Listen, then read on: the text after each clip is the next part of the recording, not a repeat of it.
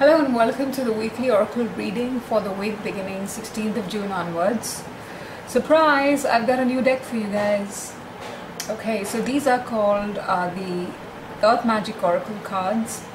I felt motivated to use this deck this week because I feel that we are in need of a lot of simplicity and a lot of grounding to survive through this week.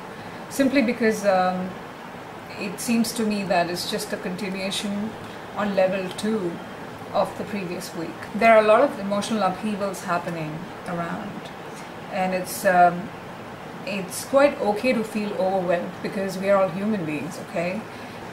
This is that time where you must stand like tall trees amidst a brewing tempest, okay?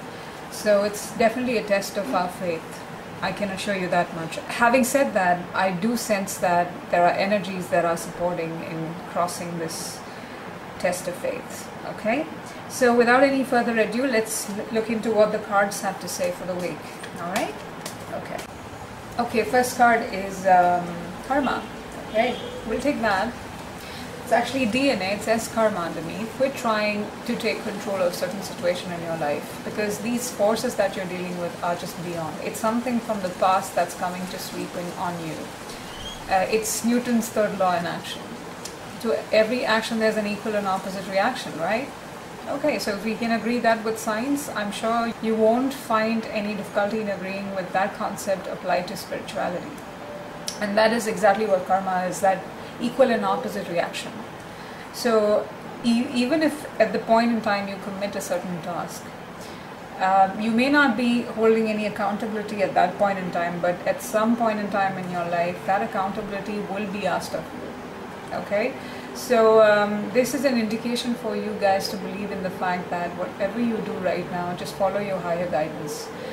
And I am so sure that, you know, we are receiving a lot of communication from our own higher self, or even, you know, spiritual forces, and they're asking us to look at the right path where be free of all this emotional mess, okay? And this emotion we're talking about in this week, there is no escape from that.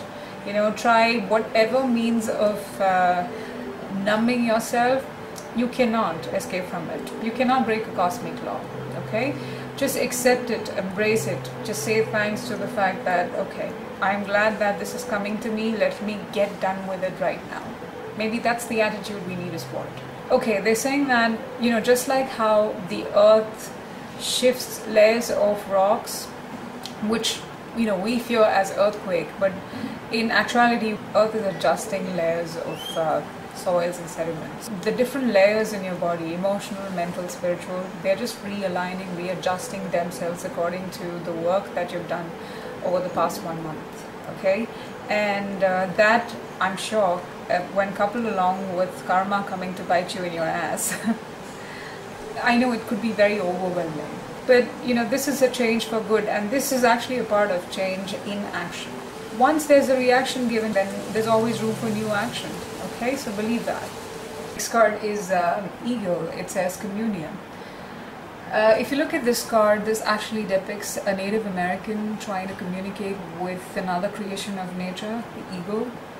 And historically, in ancient civilizations, eagle was actually a symbolic depiction for highest form of wisdom. You need to follow your highest guidance. You have something within you that's communicating you in utmost calmness and peace. So I guess you're being encouraged to actually take time to focus your energy onto receiving or making yourself more receptive of this guidance. In fact, it could be very challenging when you have all that chaos happening around you. But that is also the lesson in itself, isn't it? The question is, can you survive with faith in yourself no matter what happens around you? Can you be free of everything that you hold close to your heart and be free of it at the same time? Okay, so this is the idea of perfect poise or balance in its making, and that's the lesson for the week. Because if we do well this week, then I think we're going to take home one of the best tricks of the card you can use for survival as a human guide. Okay, so this is that. If you don't get peace of mind where you are right now, just take off. And I strongly suggest a nature retreat would be the best option, where you don't have any techie stuff around you, and just get in touch with what the quiet side of you has to say in all that silence. Okay, so tune into it. There's something there. Okay, that's going to help you through. Okay, all right, and let's move on to the next card. Tone people, and it says vigilance. Okay, so this card plainly suggests that you just need to get serious about the idea of being realistic in life. This is not you drawing boundaries based on fears or insecurities. This is you drawing boundaries with a sense of detachment from your emotions. Okay, you can have boundaries with anyone or with anything in the world, but if you still have your emotions attached to those boundaries, then those aren't solid boundaries at all. Okay, so for this week, whatever karma brings into your life, understand that it's karma that's happening, and this you will have to face it nonetheless. So this, I think, at a global level makes a lot of sense, because I think a lot of people are being affected by a lot of ugly truths being exposed, and to the point of being overwhelmed and not knowing what to do about it. But that's okay. Okay, we all have to go through that because we are humans.